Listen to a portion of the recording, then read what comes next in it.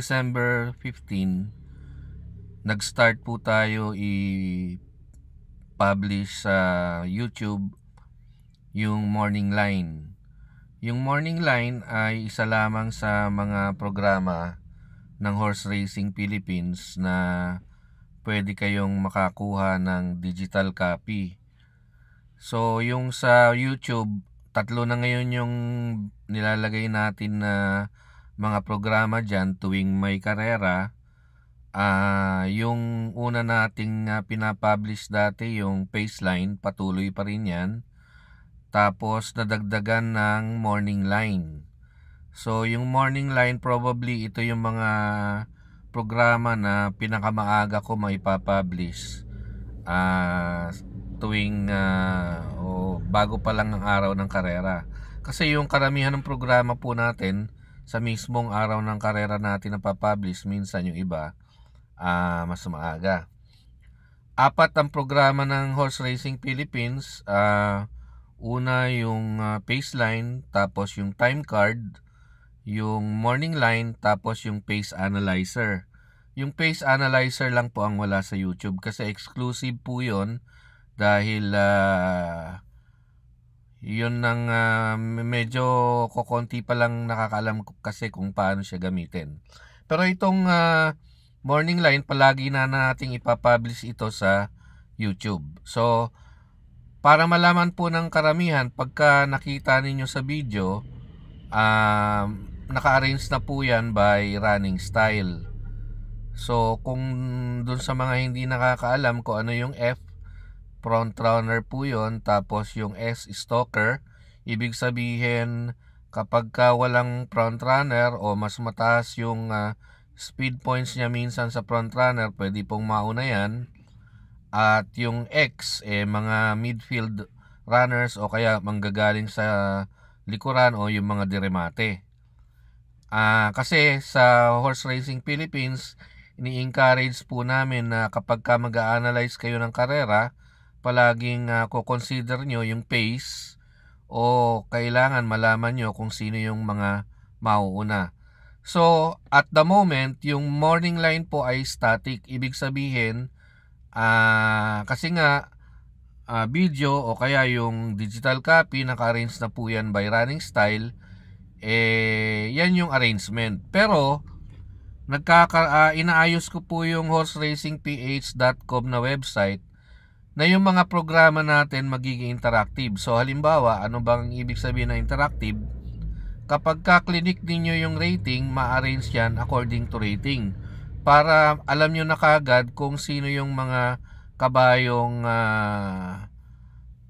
sa pagkakasunod-sunod ng rating, kung sino yung mga kabayong nasa lamang o nasa itaas. So yung rating, by the way, is combination ng running style, average, IRE at best time, pati class. Nirate natin silang lahat. So combination po yun nung 5 yung rating. Kaya dito sa rating, hindi po yan yung rating ng rating based, kung hindi rating natin base sa 5 na to. So dito, according to rating, lamang si Batas Kamaon, then si Crazy Colin, then si Player Bottom. Kaya nga lang, sabi ko nga, at the moment, naka-arrange po yan by running style. So kayo na lang po ang tumingin visually kung sino yung mga matataas yung rating. Okay, so yung average naman is average rating or average in seconds nung huling 6 na takbo. O makikita din natin na yung average finish time ni Batas Kamao, siya yung nauna, then Player Bottom, then so forth.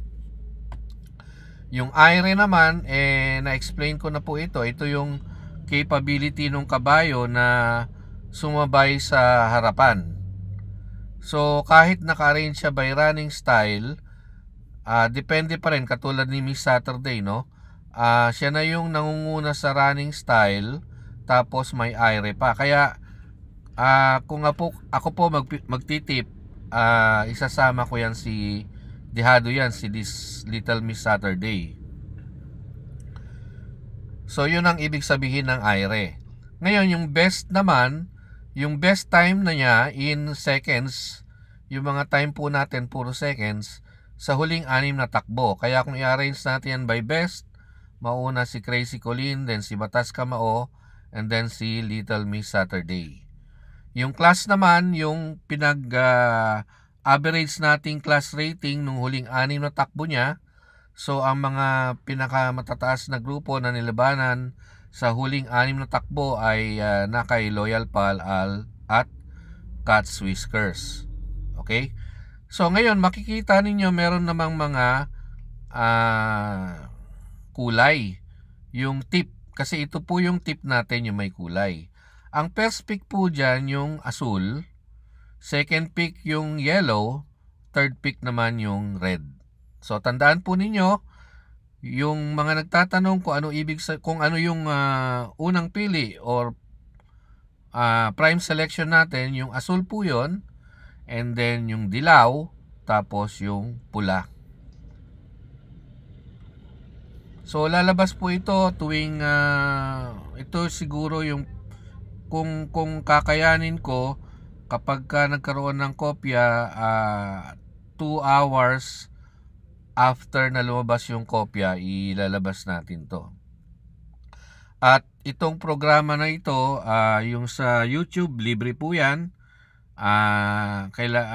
Huwag nyo pong kakalimutan mag-subscribe sa channel para malaman ninyo kung may lumabas ng morning line, o kaya naman para mas focus ang pagre-review ninyo, pwede po kayong kumuha ng kopya sa halagang 10 piso lamang.